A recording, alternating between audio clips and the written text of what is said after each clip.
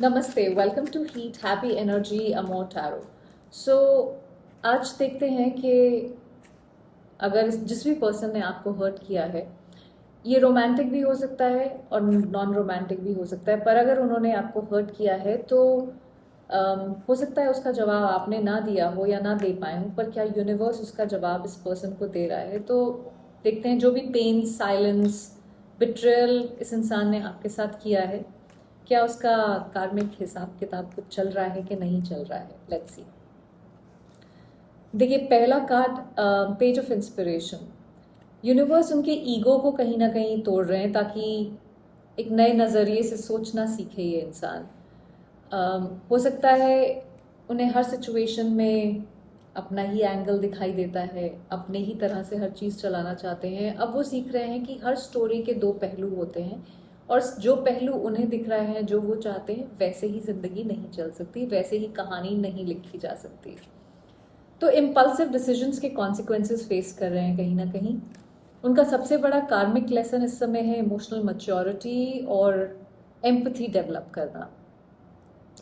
जो कभी उन्होंने मजाक समझा हो, अब वही उन्हें ज़िंदगी में कहीं ना कहीं सीरियस पेन बन के उनकी ज़िंदगी में लौट रहा है।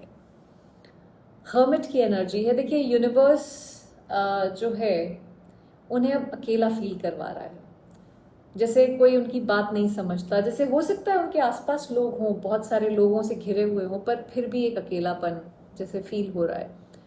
तो यूनिवर्स ने इन्हें कहीं ना कहीं लोगों से अलग कर दिया है, चाहे वो डिस्कनेक्शन, चाहे फिजिकल डिस्टेंस क्रिएट कर दिया हो, चाहे एक इमोशनल डिस्कनेक्ट, या ये खुद ही डिस्कनेक्ट हो गए हों, कनेक्ट ना कर पा रहे हों इन सम वे, ताकि ये अपने ही अंदर झांक के देख सके कि ये कर क्या रहे हैं तब से।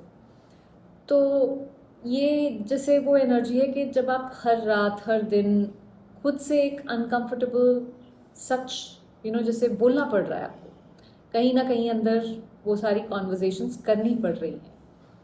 सो ये अकेलापन जैसे एक पनिशमेंट नहीं है, पर एक मिरर है इनके लिए। वो अब कहीं ना कहीं समझ रहे हैं कि इस जिस भी दर्द से शायद वो भाग रहे थे, या जिस भी सिचुएशन से वो भाग रहे थे, उसी का उसको उन्हें कन्फ्रंट करना पड़ेगा, चारा नहीं है और कोई यहाँ पे।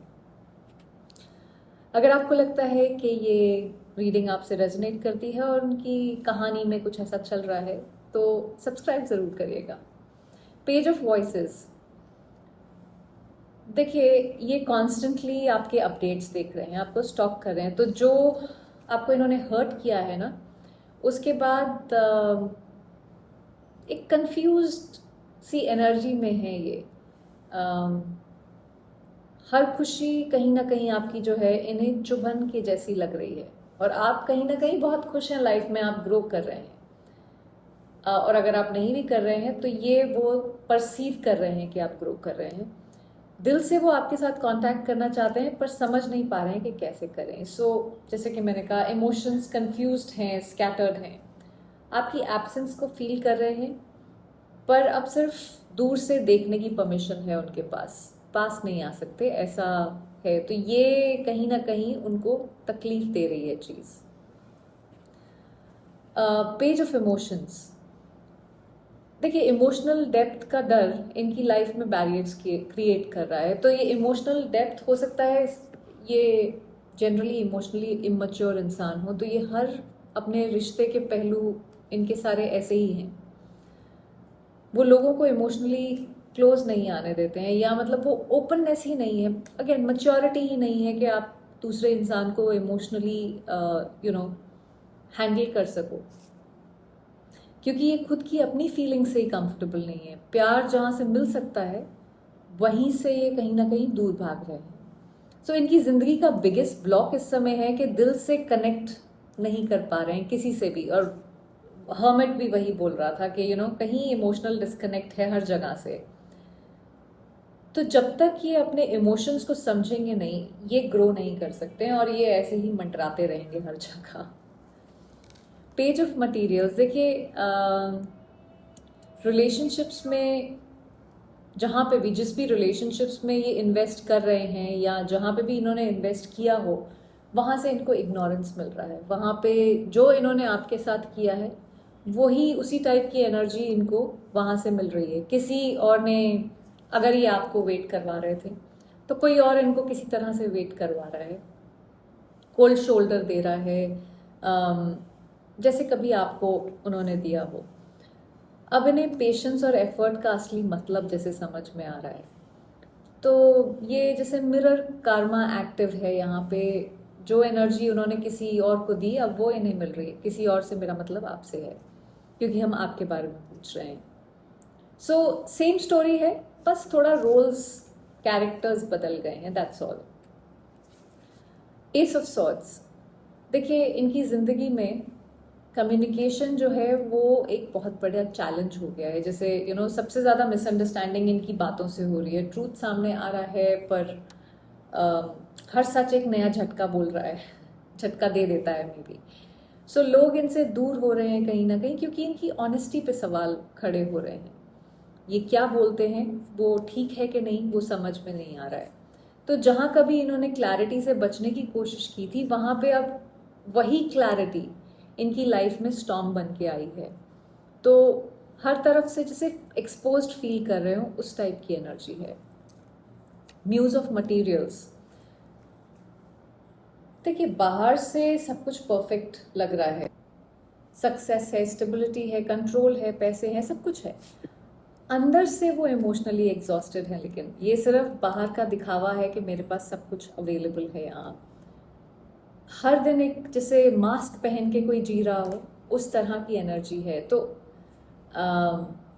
इन्होंने अपना दर्द जो है ना ब्रांडिंग के पीछे छुपा लिया है। ये ब्रांड एम्बेसडर बन गए हैं, बट देन ब्रांड थोड़ा सा शिफ्ट कर दिया है फोकस उसका। लेकिन ये किंग ऑफ पेंटिकल्स की एनर्जी है बेसिकली। किंग ऑफ पेंटिकल्स है, स्टेबिलिटी दिखाता है, पर यूनिवर्स को इम्प्रेस नहीं कर सकते सिर्फ किंग ऑफ पेंटिकल्स की एनर्जी दिखा के। यहाँ पे बिकॉज कार्मिक एनर्जी जो है वो सब देखती है। सो सिर्फ प्रिटेंड करने से काम नहीं चलेगा यहाँ पे।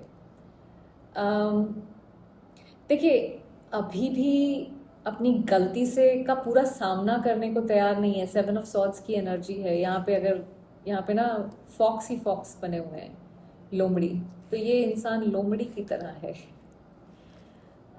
माफ़ी का थॉट इनके माइंड में है, लेकिन डिफेंसिव मोड में है। इनको पता है कि इन्होंने गलत किया है, इन्होंने आपको तकलीफ पहुंचाई है, बट देन कहीं ना कहीं उस चीज़ को जस्टिफाई करते हैं अपने दिमाग में।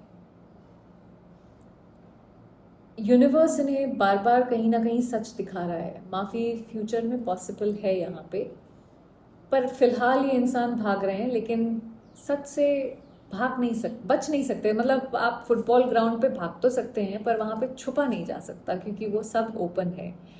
तो कार्मा ने उनका सच कहीं ना कहीं सामने रखा है। माफ़ी एक नेचुरल स्टेप होगा जो वो अपना जब भी जिस भी फियर मोड में है उससे थोड़ा बाहर निकलेंगे तो वो आके आपसे माफ़ी मांगेंगे ज़रूर। देखिए आपने सिर्फ यहाँ पे प्यार दिया है, और उन्होंने जो किया है उनका कर्म था वो, और अपने कर्मों का फल तो भुगतना ही पड़ेगा। आपको बदला लेने की ज़रूरत नहीं है, आपको बस आगे बढ़ना है। वही कहीं ना कहीं उनको हिला रहा है अंदर से। सो जो इंसान देखिए आपका दिल तोड़ के आगे बढ़ गया है, उसके कार्मिक सर्कल उसी जगह पे उसको रुकने पे मजबूर करेंगे, और कर रहे हैं। तो आप अपनी ज़िंदगी में चिल करिए। आई होप इससे आपको कुछ क्लैरिटी मिली हो। Thank you for watching.